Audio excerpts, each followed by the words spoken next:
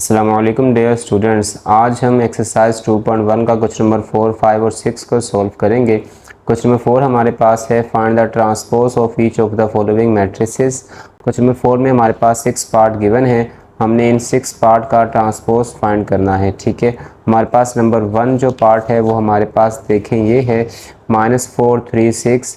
हमने ट्रांसपोज में क्या करना होता है कि हमने ट्रांसपोज में रोज़ को कॉलम में और कॉलम को रो में चेंज कर देना है। ठीक है, तो नंबर 4 का फर्स्ट पार्ट हमारे पास है -4 3 6।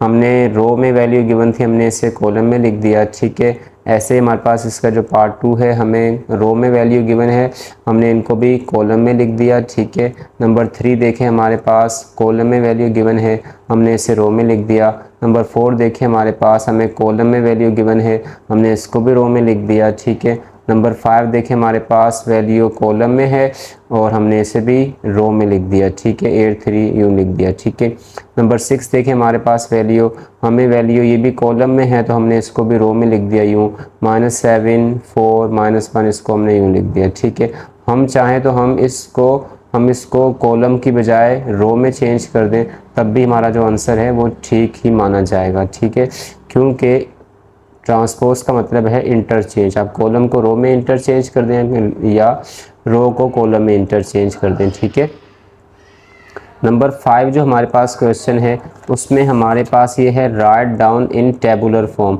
हमने इनको टेबुलर फॉर्म में लिखना है। यहाँ पर हमारे पास जो नंबर ऑफ़ रोज़ हैं वो 2 हैं और नंबर ऑफ़ कॉलम हमारे पास 3 हैं। ठीक है, और हमने इसे 2 रोज़ और 3 कॉलम तक टेबुलर फॉर्म में लिखना है।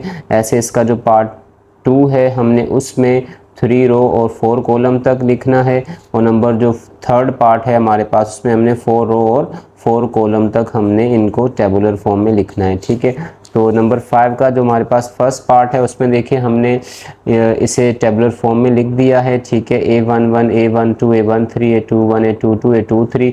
देखिए हमें यहाँ पर कहा गया था 2 3। ठीक है, 2 रो और 3 कॉलम होने चाहिए, तो देखिए हमारे पास 2 3। ठीक है, हमारे पास यहाँ पर 2 रोज़ हैं और 3 कॉलम हैं। ठीक है, नंबर 2 जो हमारे पास है 3 4 कह रहे हैं। ठीक है, 3 रो 4 कॉलम, हमने देखिए इसको भी 3 रो 4 कॉलम में लिख दिया।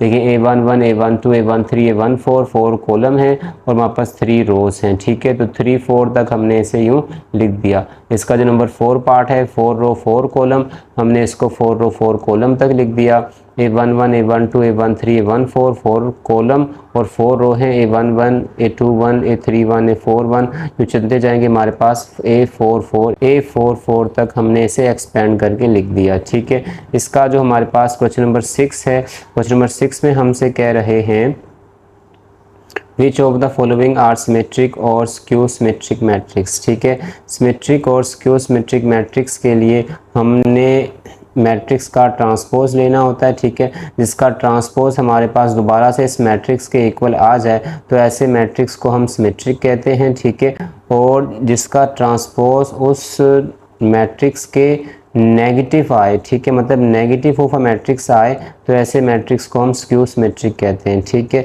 और स्क्यू सिमेट्रिक की एक और पहचान भी है कि अगर हमारे पास डायगोनल एलिमेंट्स हमारे पास 0 0 हों तो ऐसे मैट्रिक्स को हम स्क्यू सिमेट्रिक मैट्रिक्स कहते हैं। तो इसलिए हम इसे डायरेक्ट ही पहचान सकते हैं। हमारे पास नंबर 1 जो है वो स्क्यू सिमेट्रिक मैट्रिक्स है क्योंकि इसमें डायगोनल एलिमेंट 0 हैं। नंबर 3 भी हमारे पास स्क्यू सिमेट्रिक मैट्रिक्स है।